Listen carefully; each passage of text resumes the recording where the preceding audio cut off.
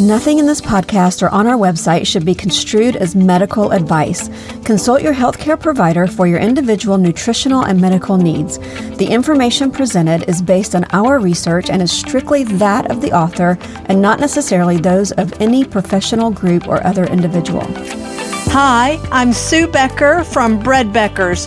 Welcome to Sue's Healthy Minutes. I'm so excited you've joined me today, and I hope this episode encourages you and allows you to find the answers you have been praying for the health of you and your family. Today on Sue's Healthy Minutes, we have yet another It's the Bread story. My guest today is Risë Labig. I'm so excited to share her story with everyone. Probably one of the most frequently asked questions is about real bread and Hashimoto's hypothyroidism. The popular advice today is that wheat is bad and that gluten is the culprit, and those with Hashimoto's should definitely go gluten-free. Well, my guest today learned otherwise. Risa, welcome to Sue's Healthy Minutes. I am so happy you took the time to email me your story. It is one I know is going to be very enlightening to everyone who is listening and will certainly bring hope and encouragement to so many people. So Risa, welcome to Sue's Healthy Minutes. Why don't you begin by telling just a little about yourself and where you're from? Well, thank you. It is an absolute privilege to be on here meeting you and chatting with you today, Sue.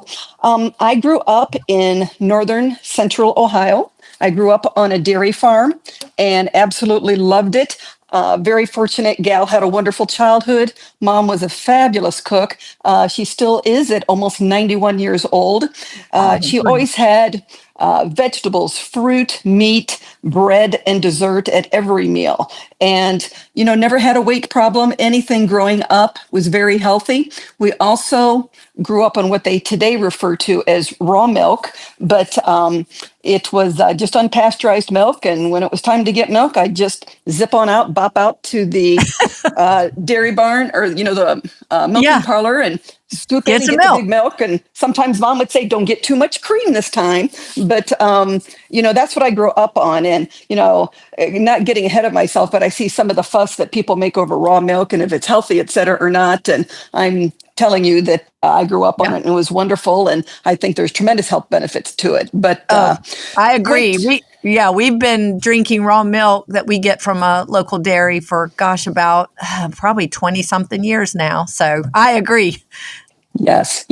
So anyhow, went to college at Bowling Green State University in Bowling Green, Ohio, and met my husband through an organization that actually my father was in. He was a dairy farmer, but his hobby was actually flying. He had his own plane, a Cessna 182, and had a lot of fun with that. And there's an organization that is still active today called the International Flying Farmers, and it combines aviation and agriculture. And we met at a state convention one year when I was a freshman in college and started dating after that. And my senior year of college, he would fly up and get me when I was done with classes on Wednesday, and I'd come down to his farm for the weekend. And, when you grow up on a dairy farm, it's a lot of work and there's no break from it. It's 7 days a week. And that's the life that I knew. And I said, I am never marrying a farmer. And of course, what do you think I did? Married a farmer. I did. And it has been wonderful. I'm down here now in Darke County. And if a lot of people have heard of Annie Oakley, this is the home of Annie Oakley down here. So have been here. And, things started to change. I probably changed my cooking some, started eating more carbohydrates and just made meals that my husband loved. And as time went on, we're all guilty of eating more fast food, carbs, and more processed things. And I worked and, anything that is quick has become, kind of part of our lifestyles. And probably as we reflect now, not the best thing for us. But a couple years in, we had tried to have children and had no success. And we ended up adopting in our 11th year of marriage, and just an absolutely wonderful thing. And I would go through all the infertility and everything again to end up with the wonderful son that we have. But they never found out why, never really had a reason. I ended up having a hysterectomy later on, and they found that I had fibroids large uterine fibroids, but they didn't know why. Just did. And they said, well, you never would have been able to have had a child, blah, blah, blah. So as I've gone on, we found out probably after I was married 5 years that I had hypothyroidism. I'd never heard of it. And the doctor had found some nodules just when doing an exam, and I couldn't feel them, but he said they were there and they were non-cancerous, nothing, no problem with them, and put me on Synthroid, and they went away, and he said, you'll be on this the rest of your life. And didn't know anything different. And frankly, I always felt pretty good. I never really thought I was sick or had anything wrong with me. And, you go over time, and years later being on Synthroid T4 too long, we know now is not a good thing.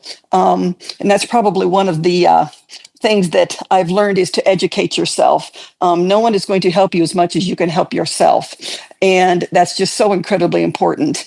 And there's so much good information out there today that simply was not out there back, 30, 40 years ago for me. And I think things would be different today. Maybe even I could perhaps get pregnant now based on what we know now in what the thyroid does and how to take care of it. But, long story short, that was not my journey to have that, but we ended up with adoption, and it's been wonderful. But the thyroid has become an issue. And I think being on the T for so long has some consequences that maybe we don't know all the things yet. And I think, and you chime in here, Sue, I think osteoporosis is one that perhaps that they look at, and some other things, high cholesterol, those type of things. So I have been very fortunate here where I live. I have, through a journey, have found a local doctor that practiced Western medicine, if you want to say per se, the typical MD, but now he's more of a functional practicing medicine, and he's just phenomenal, does a lot of things and not afraid to experiment, try different things. So I have jumped over to the T3, T4, NP thyroid and have seen a big help. But it takes a little bit of someone who really understands those numbers and where those labs need to be each time. And however, one of my challenges, while we got that under control, what we didn't get under control is my very high antibodies. They're just like off the chart high. And we have tried all kinds of things from LDN, low dose naltrexone to, let's do black seed oil. Let's just a whole host of things. You name it. I have probably tried it, but they just didn't make a dent. And so I had heard, the one thing I can tell you, it just seemed like we need to be gluten-free. That supposedly is the inflammation, and let's just try to go gluten-free. So I don't know if I can tell you today how long I have tried to be gluten-free. And I'm going to be honest, there are times I was much better than other times, but those high inflammatory markers, antibodies, just don't budge.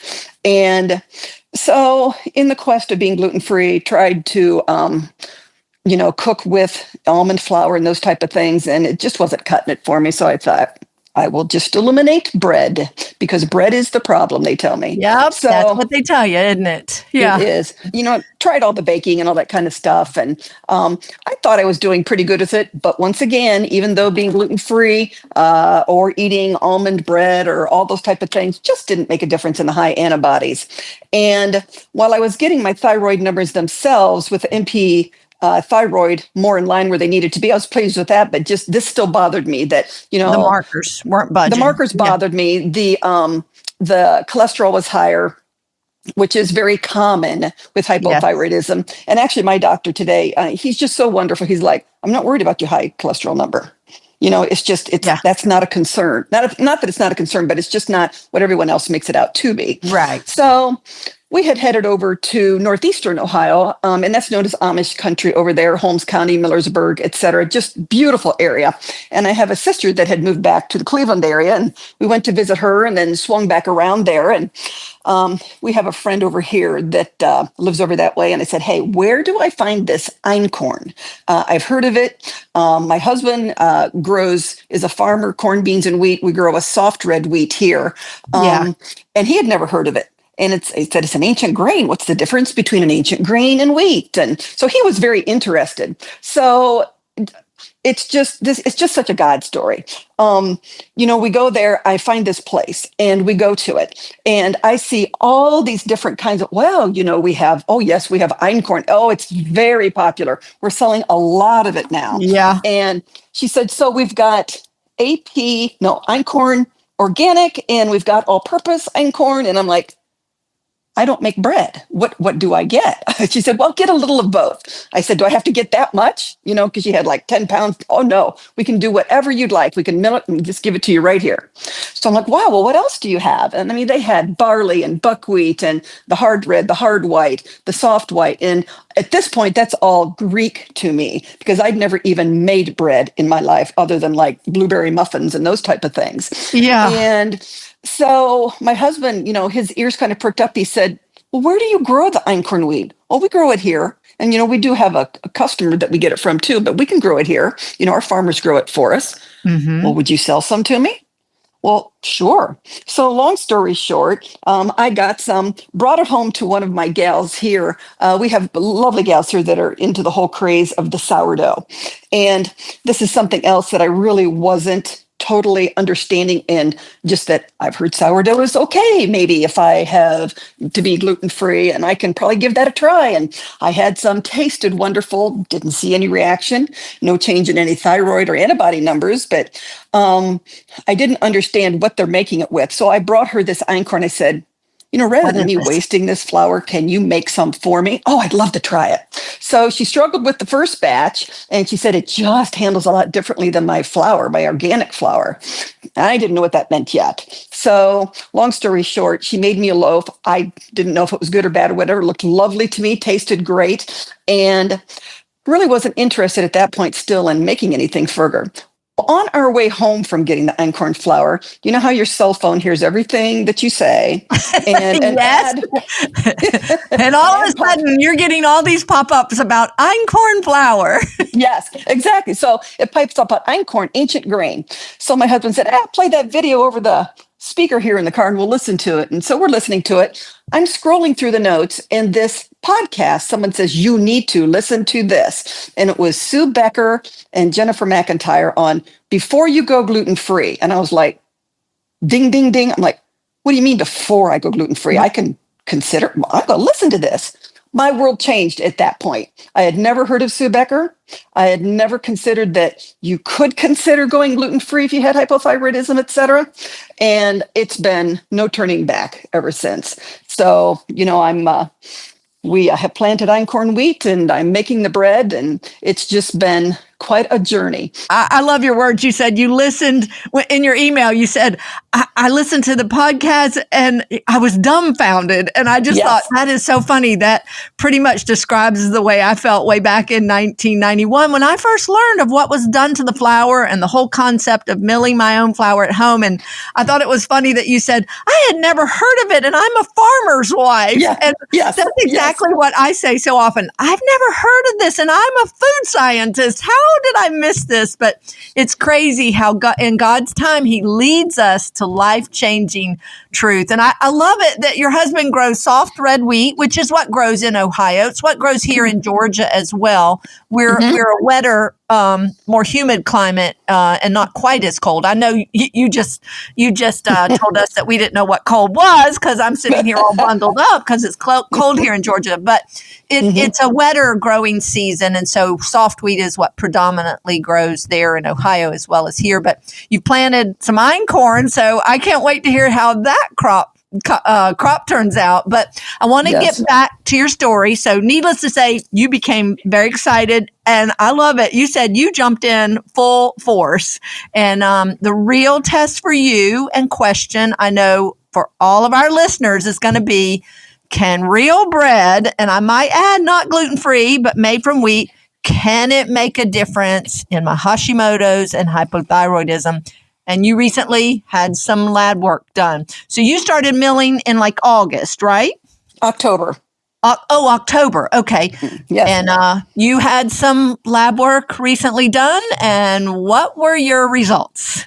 Well, I went into this, and again, I've mentioned that I'm very fortunate that where I go, they're very up to date on natural things. I mean, the latest in technology, but yet very, willing to try natural things first, because they do believe the body can heal itself. And I went in with the expectation that, please God, just let my labs be the same and not worse. That's all. I'll be happy with that.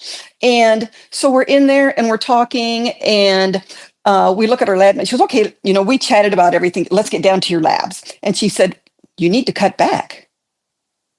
I was shocked. Wow. I said, what do you On mean? your meds? On my meds, yes. And she said, your T3 is too high. I said, okay, that explains it. I can tell. When I'm waking up in the morning, I can feel a little bit of a racing heartbeat. I just sense it. And sometimes I'll have like a frog in my throat again, or just a little bit of I call it air hunger that you get with hypothyroidism, where you just feel like a shortness of breath and you don't know where it's come from. It's not the heart, anything, but it's just something that's there. And oftentimes it's because your thyroid meds, again, I'm not a medical doctor, but they may be too high and you tweaked. And so she said, no, we need to bring your T3 down. You don't need that much. I was like, oh, okay. That's never happened before. I came home so happy, Sue. I was like, yes, this is working. I mean, it's just, I can have this bread. And I'm going to tell you what I believe that it is. So I would love to go back. I recommend everybody listen to your, it's about a 3-hour video, but it is so worth it. I think, what is it? Bread, the Staff of Life. Only Real Bread, the Staff of Life. Yes. There's just so much in there. And one of the things that I want to do is to write down all the scripture that you have in there, because it's like it has reawakened when I read scripture. It's just like God tells us so many things to help us that's in there. But, I mentioned we're farmers, and I've pointed these script verses out to my husband. I'm like, look at this one about the millstones. Honey, that one. Yes, that one blew me away. That's probably, to me, one of the most powerful. And you're talking about Deuteronomy 24, verse 6. Yes. Thank you. And I want to have those to share with people. And that's just, God tells us so much. And the awakening, I think, a moment for me that this is what I believe this bread being freshly milled does for us, is that it is allowing the body to naturally heal itself from the nutrients that God made. Yes. And I can feel the difference. For example, my spirits, I didn't realize that you can feel depressed, anxious, all that kind of stuff with the hypothyroidism, and they can come and go and different things. And it's just like I feel like my mood has lifted, just happier. And I'm like, I believe it's the B vitamins that I just couldn't get. And I'm here to tell you, Sue, I was probably the supplement queen. I was willing to try all kinds of things. And I even remember my mother, I was home on a visit one time. She's like, you take that many things? What for? And it kind of stuck with me at the time. I'm like, I wonder if I really do need all these things. Do I? Today, all I am taking is vitamin D3, which we're here in Ohio and we have some cloudy, gloomy days. And I'm just a gal that needs some sunshine. But I just take that and maybe some zinc this time of year. And other than my thyroid med, which the lab has been reduced, I do go back next week to get my labs looked at. She wanted to see me after a month. She had some concern is, will that make a difference? She said, watch your symptoms, et cetera, see how you feel. And if we got to tweak it, we will tweak it. And I don't feel like I need to have anything changed. If anything, I almost feel like it could come down a bit more. Don't know if it will, but the other thing that I do know with the hypothyroidism, I didn't get here overnight, and it's going to take a while to heal. So we live in a microwave digital world where we want everything to be fixed immediately. And oftentimes with the body, we can heal itself, but it just takes some time. But I do really feel, Sue, that it is the freshly milled fact of the nutrients that are in there that the body is getting from real food. I think that is one of the keys. Yes. And, you said something that just tweaked something in me. The whole grains are loaded with B vitamins, and those are so critically important in our metabolism of the carbohydrates and sugar. And that's what gives our body energy. But it's not just that it's giving us energy, like physical energy. It is giving every cell in our body energy. They all use it. We have a mitochondria that absolutely depends on B vitamins to produce energy. It's like a little energy factory in each cell of our body. So that's interesting to me as well, that what you said. And you mentioned that your physician's assistant even told you that she was gluten-free because of Hashimoto's and that she missed eating bread so much. And, it saddens me that people with Hashimoto's are told to go gluten-free. I have studied and I've studied and I've been wanting to do a podcast, but I don't feel like I'm quite ready there on Hashimoto's. But I cannot find a real scientific connection with Hashimoto's and gluten. I hear people's stories, but there is so much misunderstanding about what gluten actually is. The truth is, gluten is nothing more than a culinary term given to the stretchy substance that is formed when wheat flour is mixed with water. Grains don't technically contain gluten. Gluten is something that is formed. There's some proteins called gliadin and glutamine that are found uniquely in the wheat family of grains. And guess who put it there? God put it there. Man didn't put it there. And it's responsible for this formation of gluten, and that's what enables yeast bread to rise adequately. These proteins have always been in wheat, even the ancient varieties, which is why wheat is the king of bread making, and it has been since the beginning of time. So there's a lot of misinformation also circulating out there that gluten has the same structure as our thyroid hormone, so encourages the autoimmune response of the body attacking the thyroid gland and hormones. I have scientifically looked at the structures of both, and they are not at all similar. So that is not correct information. I love it that we have so much information at our fingertips, but it saddens me that we have a lot of false information, incorrect information at our fingertips as well. And it doesn't take but a moment for that to get circulated. I've seen people go gluten-free due to Hashimoto's and hypothyroidism. And like you, they really didn't see great improvement. And I'll say going gluten-free does eliminate commercially processed white flour from the diet. So that alone should help some. But while I have not found any real scientific connection between gluten and Hashimoto's, I have found connections of, which is interesting that you're taking that, low vitamin D, selenium levels, an overload of toxins in the body, and poor gut microbiome. And I think we have to face it. The world we live in is toxic. We take a lot of antibiotics. We don't promote good gut health. And real bread can certainly help detoxify the body. It can provide selenium, B vitamins, and it can improve our gut microbiome. And, you know, I want to go ahead and share. Here's something that may shock some of our listeners. I have Hashimoto's. I've had it for years, and I believe I've had it most of my life, long before my diagnosis. I have never had a problem with eating bread made from freshly milled wheat, even. In fact, just the opposite. Real bread has helped me immensely. I'm not completely symptom-free, but I have very low antibodies. My doctor, and I go to a functional medicine doctor as well, he says they are much lower than most patients, thyroid and Hashimoto's patients he works with. I'm very high functioning. I have a lot of energy for someone that's about to be 70 years old and someone with low thyroid.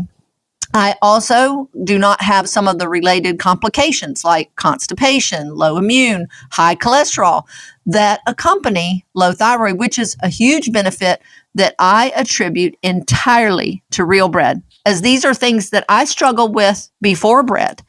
And they are symptoms, like I said, of Hashimoto's hypothyroid.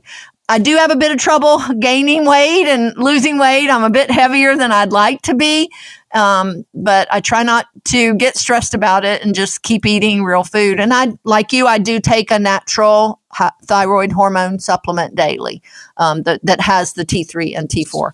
I've eaten freshly milled wheat for more than 30 years now, even with Hashimoto's, and I feel it's the best thing I've done for my health. And I don't know if you struggle with any of these low thyroid symptoms as well, and has the bread helped you with these as it did with me? Oh, yes. You know, I think everyone gets to mention how if perhaps they had a constipation issue and it got better, or they didn't know they had one and things just really improved. And I could say I'd probably fall into that benchmark where didn't really think I had many problems. I mean, I could tell there's just some days things shouldn't maybe go as they should. And now it's like, whoa. Okay. This is amazing. So, you know, that helps alone, you know, getting toxins, et cetera, out of the body. High cholesterol is still an issue, but I actually haven't had it tested lately, so I'm not sure where it's at. But I can tell you some other things is that I have learned that I've retired here, and I'm actually probably closer in age to where you are, Sue. But it's good sleep, good uninterrupted deep sleep is very important. And I can tell with my thyroid, when I don't have good sleeps, it makes a difference in how I feel the next day. I Yeah. notice it more so than ever. Getting sunshine, kind of that circadian rhythm thing where you get some good sunshine, makes a big difference. I believe that it does help. You have talked before. Actually, there were two things. You have talked before. You've got some that you did a while ago, maybe towards the beginning, on like the importance of fiber. And Yeah. I just don't know how I missed it, but I just came across one of your podcasts. I think it was maybe number 48. It was on weight loss back in January 23. And I recommend that for maybe anybody with the hypothyroidism to take a listen to. Kind of eye-opening again on the steps, the 1, 2, 3, 4 that he recommended. Oh, yes. And Mm-hmm. I just think that I'm going to try that. And I've been doing it the last couple of days and I've noticed some differences. Again, it goes totally counter to anything that they're talking about out there. Again, I'm not a medical doctor and giving medical advice, but I did try the keto.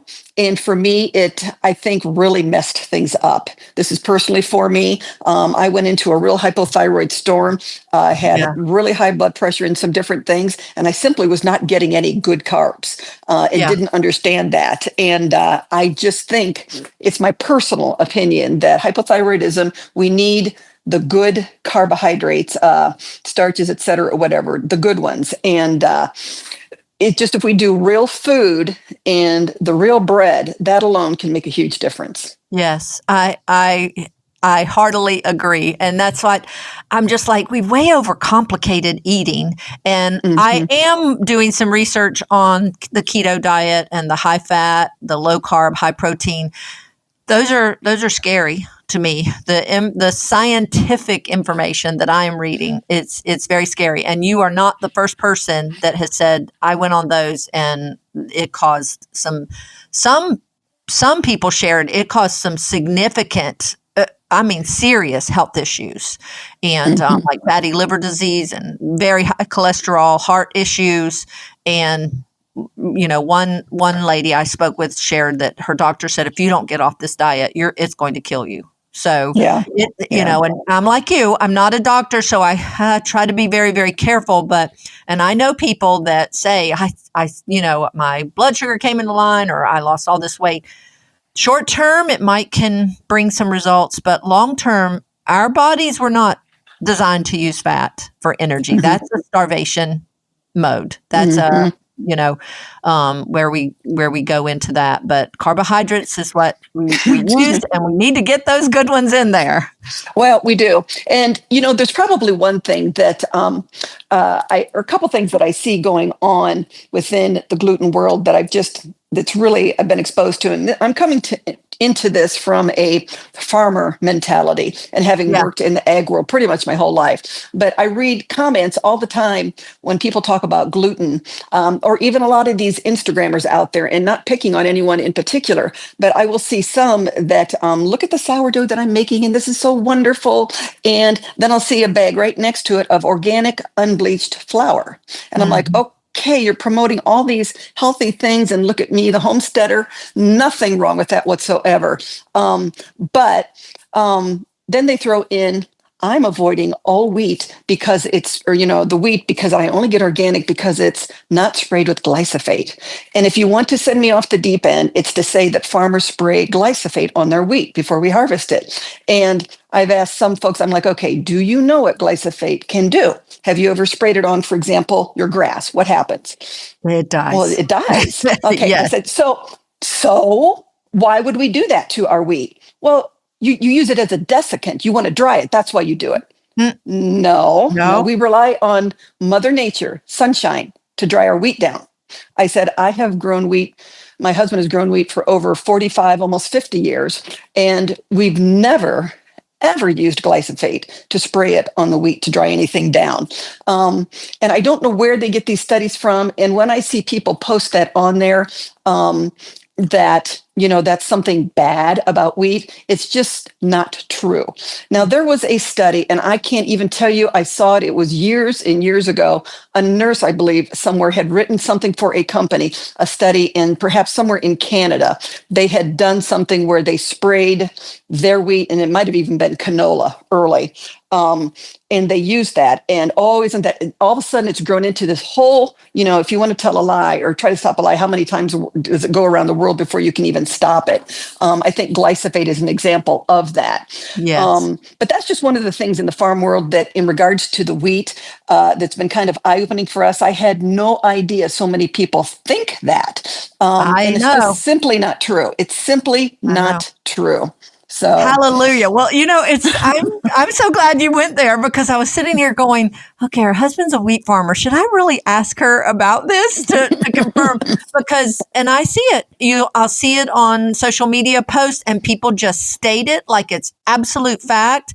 And then I'm so happy when farmers come in there and go, this is not true. We are not doing this. And it's actually illegal, is my understanding, in all 50 states. Yeah, I talked about this to my husband and even another farmer. They said, what you need to understand about Roundup Ready beans, corn, et cetera, and things is that you can only spray Roundup on those products. Now, if I'm wrong, I'm sure one of my farmer friends will. Wheat is not Roundup Ready. Wheat is not Roundup Ready. And exactly. Exactly. It simply is not. And I know that there has been some concern that there may be a GMO wheat coming. In the wheat world, in the world that I live in, we're not concerned about it whatsoever. It's probably a wheat that's going to be grown more in India and places where there is extreme drought. And I can understand why they may want to do that. You can only do so much of the hybridization to get the wheat to that point. And it may come to that. But at this point, nobody around here, anybody I know, is probably going to jump on board to do anything with that. Frankly, in our area, we grow the soft red. And I have just learned so much because of you and everything through it. And I want to thank you on behalf of a lot of farmers in the accuracy and truth that you put out there. And I also appreciate, having come from an ag journalism world, that you cite your sources. And I think that's key in today's world. There's just too much that because someone reads it on the internet, they think it to be true, but you cite the sources. And I appreciate that.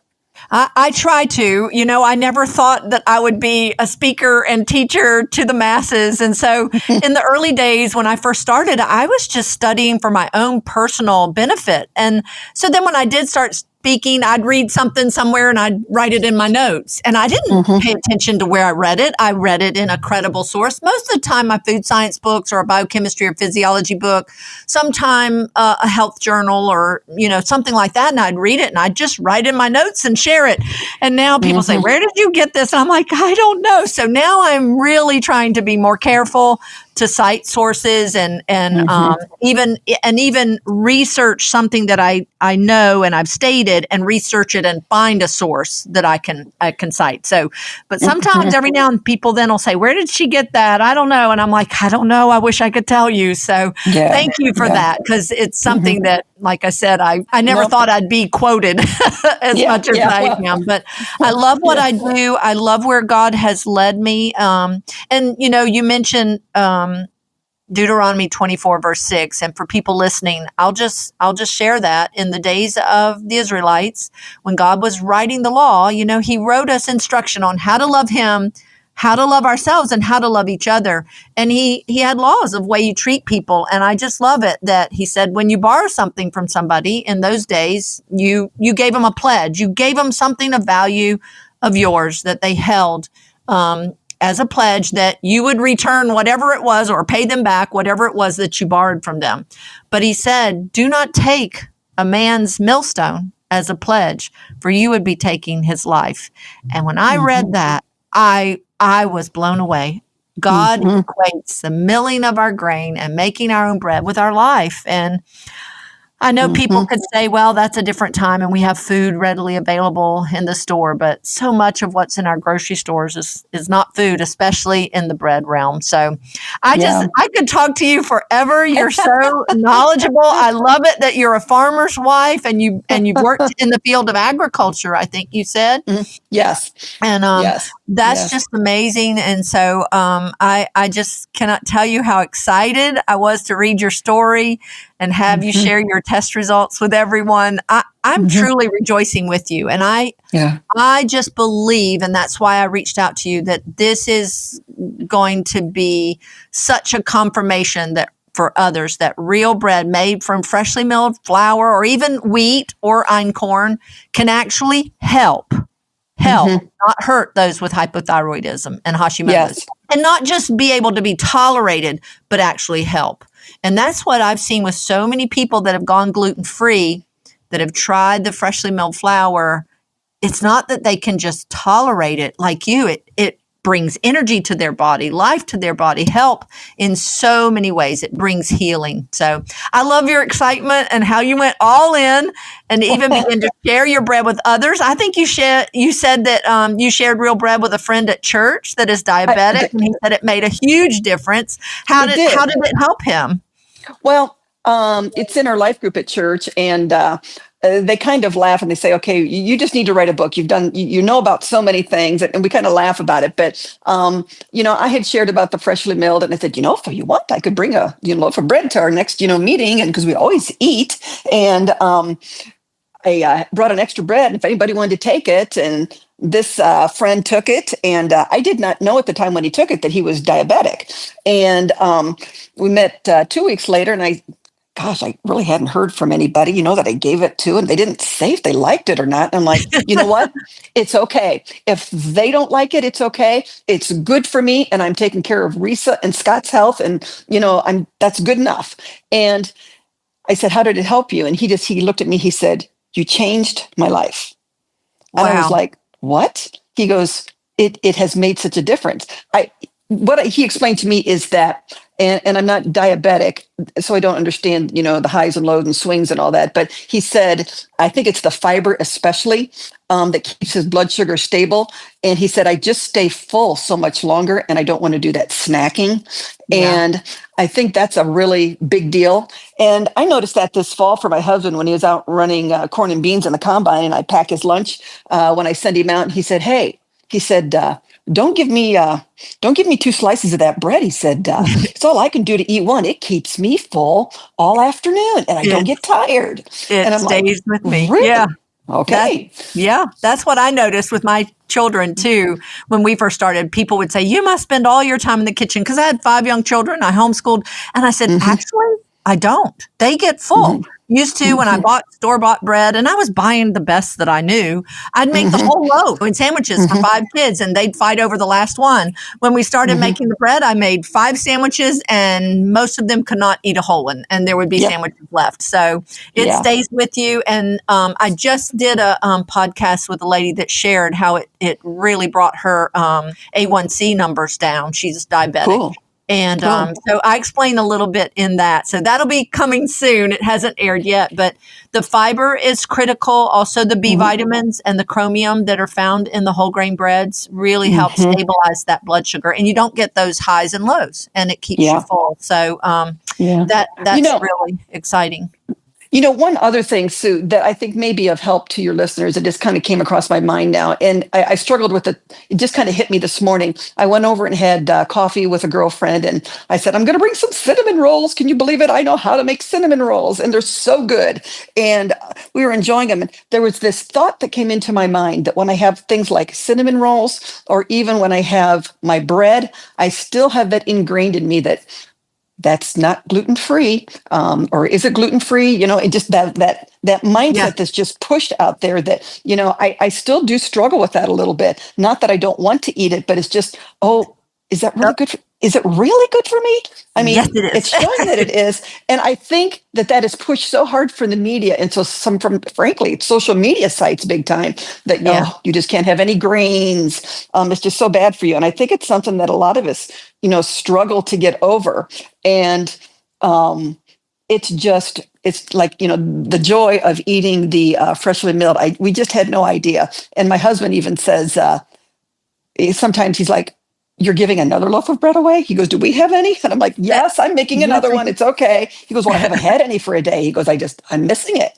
So Yeah, I know. I think that is, I don't know if it's fear or what it is. And sometimes also adding this much fiber can cause a little bit of discomfort if you're not used to it, especially if you've gone gluten-free. And I'm working on a podcast on that too, of how it disrupts the microbiome, the good probiotics, that live in your gut. So sometimes you can have a little discomfort, and I think that causes people, especially if they've been gluten-free for a long time, they immediately just go, "Oh, I can't eat the bread. It's making me sick. It's making me have pain." And and I know there are people that truly do have to go gluten-free. I understand that, but I think it's Agreed. a lot fewer than we're seeing in our country today. So anyway, I just tell you, I just love talking to you. It's just been such a pleasure. And my previous guest, I don't know where her podcast will air, but she is now a Bredbecker co-op coordinator in Central Arkansas, and because of how she saw the health benefits of bread, and she encouraged, when we did the podcast with her, anyone listening that is interested to start a co-op in that area. And you mentioned the last line of your email was, if you need a drop site for a co-op, I have a great turnaround, where a truck could get in and turn around. So I just want to say to you and anyone out there that if you have a great drop site for a co-op, and if that truly interests you, please don't hesitate to email support@bredbeckers.com and find out how to start one in your area. And she was so funny. She said, I knew 7 people that milled their own grain and made their own flour, made their own bread here in Arkansas. And we put it out there that we now had a coordinator in this area. And she goes, the next thing I knew, I had 58 members, and now I'm up to 98, so. Well, that gives me hope, because right now I don't know of anyone in Ohio. We have an Amish store an hour from us. Yeah. And I went there to get some hard red and hard white, and they only had one bag of each. They said, during COVID, we couldn't keep it on the shelf, and now we just don't even move it. So the source that I thought I had, I don't have. The other one is 4 hours from me. So I told my husband, maybe I just need to, and I know there's some Ohio gals that you have interviewed that had wonderful podcasts. So, and I think they said they were around maybe Dayton, Springfield. I am not far from you. So if they would, be interested, or, we're glad to look into that. Would be a great location for folks, for both actually Ohio and Indiana. Oh, that's great. That's great. Well, we can put it out there. Like I said, if it truly interests you, we might just send an email, and my partner Jim or Brad, my husband Brad, one of them will send you the information to let you know what you need and kind of how it works, and it can be a great thing. So okay, so we've talked a lot, and I'm just so glad you shared so many great things. But before we end our time together today, I always like to give my guests an opportunity to share any last words of encouragement that you would like to leave with our listeners. Anything on your heart that you want to share.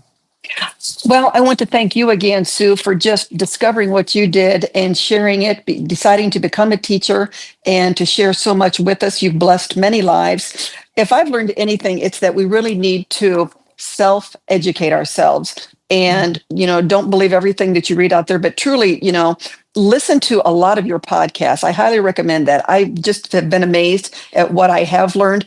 Don't be afraid to go all the way back to the beginning. Sue's got great ones out there on everything from fiber to explaining all the different wheats and ancient grains, et cetera, and how they work. The books are awesome. I do recommend the books very well. I constantly refer to them. I am still learning. I'm just a newbie when it comes to baking bread, and I have lots to learn. But Bredbeckers is a great website as well, and great place to order things. And I'm just so thankful that I found you. I am so thankful too. Risa, thank you so much for emailing me and just agreeing then to come on the podcast and share your story with all my listeners. And you've shared so much more than just Hashimoto's, and you don't need to go gluten-free. I'm just praising God with you for your improved health, and that you will continue to see improvements as you continue on your real bread journey. And I just thank you. Thank your husband for being a farmer and growing grain. I can't wait to hear how his Einkorn crop comes out. And I'll send you pictures. All righty. And I know your story has helped bring truth to those listening. And I believe it will bless many with newfound hope that they can eat bread again. as long as it's real bread. So thank you again, Risa, for joining me today. To everyone listening, I want to say there is hope. Don't give up. And like Risa has said so many times, go on a learning expedition. Become self-taught, dig beyond the internet and find the truth. And most importantly, go to God's word and see what he has to say. So until next time, Risa, thank you. And this is Sue Becker from Bread Beckers with Sue's Healthy Minutes. Sue's Healthy Minutes podcast has been a presentation by the Bread Beckers Incorporated located in Woodstock, Georgia. For more information, store hours, and learning opportunities, visit breadbeckers.com and follow us on Facebook and Instagram. Make sure to subscribe to this podcast and never miss an episode. Share this with 2 friends who would benefit from this information, and be sure to join us again next week for more of Sue's Healthy Minutes.